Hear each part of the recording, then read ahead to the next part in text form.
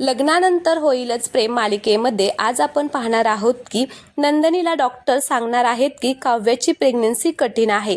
त्याचबरोबर रम्या आणि विजयचं जबरदस्तीने लग्न सुद्धा लावणार आहेत. तर चला सविस्तर व्हिडिओला सुरुवात करूया. नंदनी रुटीन चेकअपसाठी हॉस्पिटलमध्ये गेलेली असते. त्यावेळेस डॉक्टर बरोबर बोलत असताना डॉक्टर नंदनीला म्हणत असतात की काही आठवडे झालेत बाळाला येऊन, तुम्ही टेस्ट उशिरा केलेली आहे. बाळ त्याच्या काही दिवस आधीच आलं होतं तुमच्याकडे. मग नंदनीला खूपच आनंद होतो. डॉक्टर असं म्हटल्यामुळे ती खूप खुश होते आणि मग ती तिच्या पोटावरती हात ठेवते आणि ते सगळं फील करत असते. तिला खूप आनंद झालेला असतो. मग डॉक्टर म्हणत असतात की पण ना पुढच्या वेळेस जमलं तर मिस्टर देशमुख यांना सुद्धा घेऊन या, म्हणजे आपलं बोलणं जर त्यांच्या कानावरती पडलं तर त्यांनाही जाणवेल बाळाचं असणं.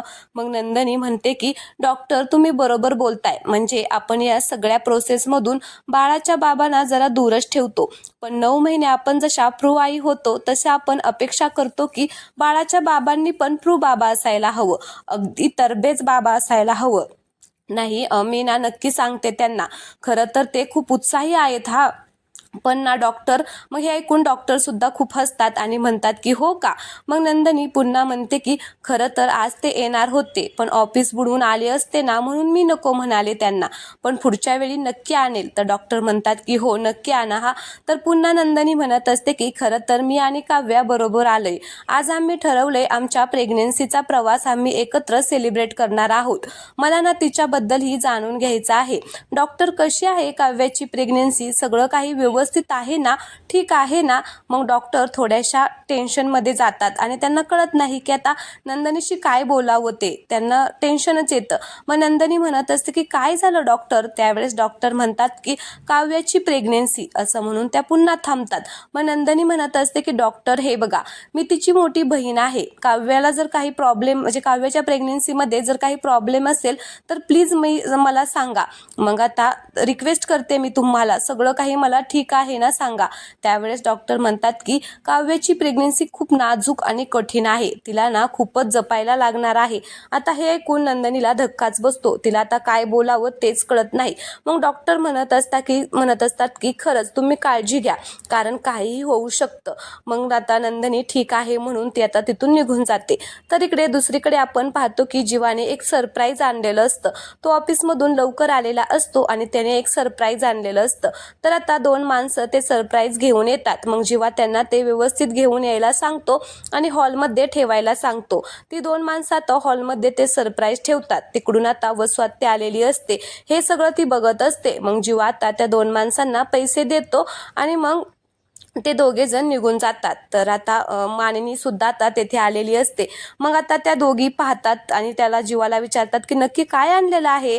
मग जीवा म्हणतो की काय आणलेलं आहे ओळखावर, पण त्या दोघींना काहीच ओळखायला येत नाही.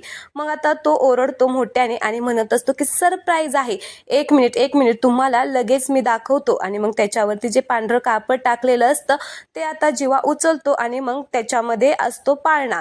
आता पाळणा पाहून मानिनी आणि वसवात्याला धक्काच बसतो.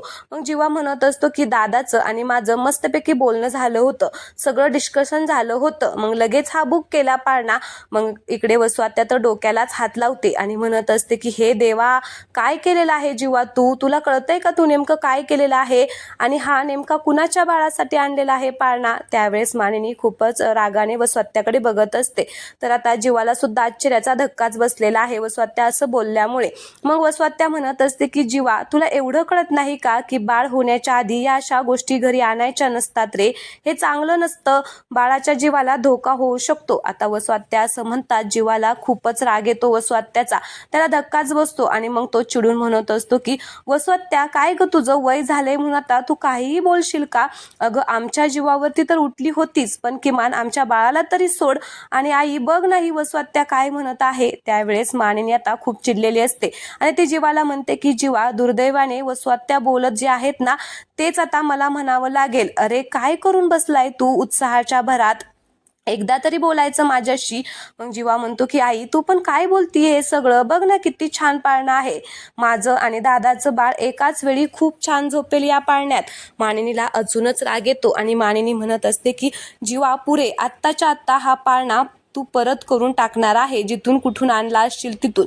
तर जीवा म्हणतो की आई अगं काय प्रॉब्लेम आहे या पाळण्यामध्ये, चांगला तर आहे, काहीच प्रॉब्लेम नाहीये. तर ती म्हणते की अरे जीवा तुला मी काय म्हणजे तू मगाशी मला काय म्हणाला होतास की सगळं काही व्यवस्थित व्हायला पाहिजे आणि मग हे तू काय करून बसलाय. अरे असं केल्यामुळे बाळाला नजर लागते.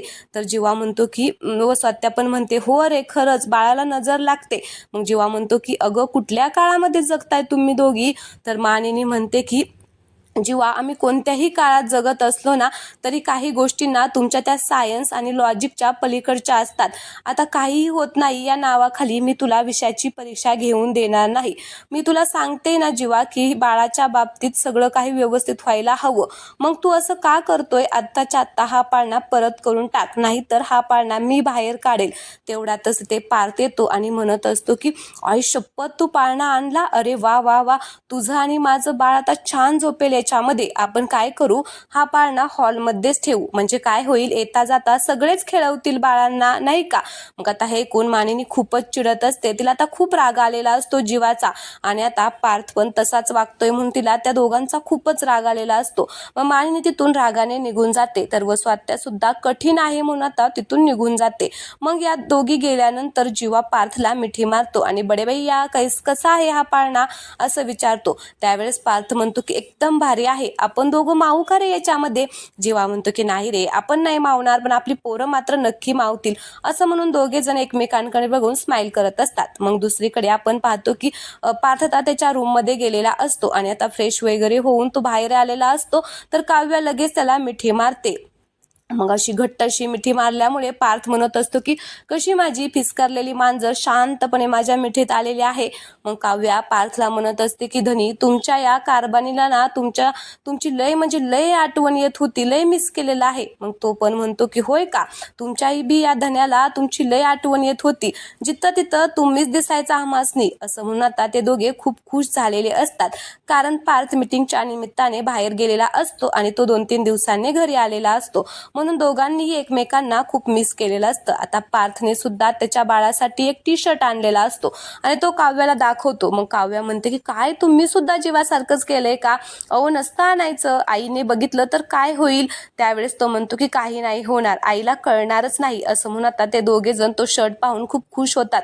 काव्याला सुद्धा आता तो शर्ट खूप आवडलेला असतो. मग तो त्यांच्या त्या बोक्याला ते शर्ट घालतात आणि मग ते दोघे खूप खुश झालेले असतात. तर आता आजचा भाग येथे संपतो. पुढील भागामध्ये आपण पाहणार आहोत की काव्य आणि नंदिनी रम्याला तयार करत असतात लग्नासाठी. तिला छान साडी वगैरे घातलेली असते, तिचा मेकअप वगैरे त्यांनी दोघींनी मिळून केलेला असतो. मग त्या आता तिला बांगड्या घालत असतात.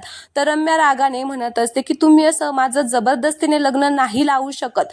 मग काव्या म्हणते की अगं रम्या आपल्या घराला वरदान आहे ना जबरदस्तीच्या लग्नाचं.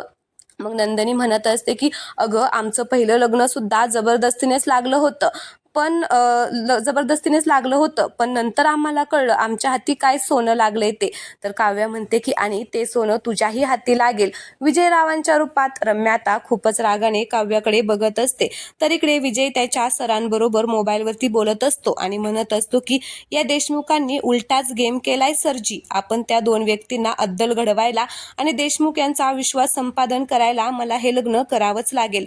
असं म्हणून तो फोन ठेवून चाललेला असतो. तर तिकडून जीवा आणि पार्थ आलेल्या असतात त्याला तयार करण्यासाठी. आता त्यांनी ह्याचं बोलणं ऐकलं का नाही ते आपण पुढील भागामध्ये पाहणार आहोत. आणि त्याचा खरा चेहरा सगळ्यांना कधी कळणार हे सुद्धा आपण पुढील भागामध्ये पाहणार आहोत. त्यामुळे प्लीज तुम्ही चॅनलला सबस्क्राईब करा. धन्यवाद.